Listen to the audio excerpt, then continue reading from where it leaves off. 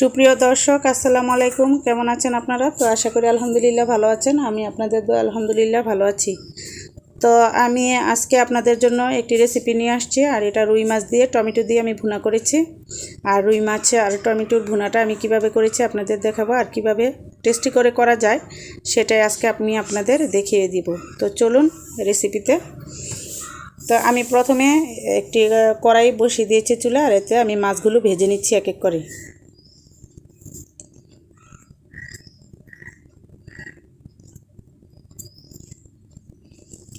আর মাছটাকে আমি ওরকম কড়া করে ভাজবো না, মিডিয়াম ভাজা দিব এটা। তো হয়ে গিয়েছে মাছ ভাজাটা, আমি উঠিয়ে নিব এখন।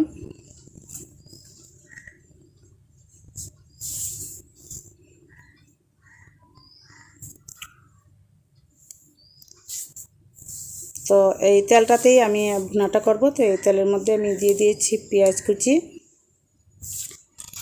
কুচি দিয়ে এগুলোকে একটু ভালো করে নেড়ে চেড়ে নিচ্ছি।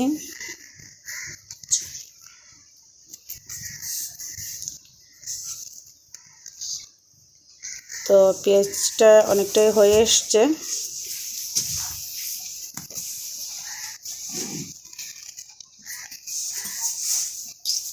তো এখন এতে আমি দিয়ে দিলাম রসুন বাটা। আর আমি রসুনটা একটু বেশি খাই, এর জন্য বেশি দিয়েছি, আপনাদের ইচ্ছা মতো আপনারা দিবেন। আমি এখানে টেবিল চামচে 1 চামচ পুরা দিয়েছি। আর আমার মাছও এখানে একটু বেশি ছিল এজন্য। আর লবণ দিয়েছি 1 চামচ, পরে লাগলে আরও দিব। আর দিলাম মরিচের গুঁড়ো 1.5 চামচ, আর হলুদের গুঁড়ো 1 চামচ দিয়ে আমি একটু নেড়ে অল্প পানি দিয়ে দিব। তারপর আমি এই মশলাটাকে ভালো করে কষিয়ে নিব।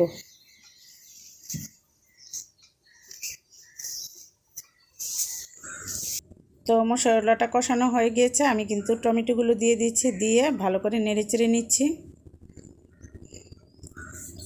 আর টমেটোটা দিয়ে যতক্ষণ না টমেটোটা ভালো করে সিদ্ধ হচ্ছে আর সফট হচ্ছে ততক্ষণ কিন্তু মাছগুলো দিব না। আর টমেটোতে এমনি তাড়াতাড়ি সিদ্ধ হয়ে যায়। তো এখন কিন্তু পানিটাও শুকিয়ে গিয়েছে, টমেটোটাও কষানো হয়ে গিয়েছে। তো এই অবস্থায় আমি এখন মাছগুলো দিয়ে দিব। মাছগুলো দিয়ে একটু সামান্য নেড়ে চেড়ে তারপরে আমি পানিটা দিয়ে দিব।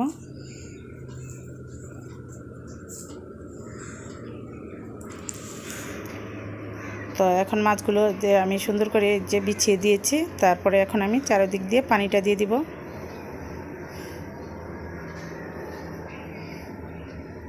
চারিদিকে দিয়ে পানিটা দিলে কড়ার মধ্যে চতুর্দিকে যে ইয়াটা লেগে থাকে মশলাটা, ওইটা কিন্তু সুন্দর মাঝখানে চলে আসে আর পুড়ে যায় না চারিদিক। তো আমি ঢেকে দিয়েছি।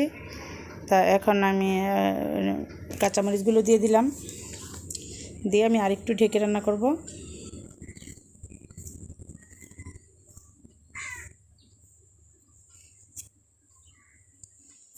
তো এই যে ঝোলটা কিন্তু অনেকটাই শুকিয়ে গিয়েছে। আর এখন আমি ধনেপাতাগুলো দিয়ে দিচ্ছি, দিয়ে তারপর আবার আমি একটু ঢেকে রান্না করব। তো হয়ে গিয়েছে, দেখুন ঝোলটা কিন্তু অনেকটা কমে গিয়েছে। আর যখন চুলাটা নিভিয়ে দিব তখন কিন্তু ঠান্ডা হলে আর একটু ঝোলটা কমে শুকিয়ে যাবে একদম।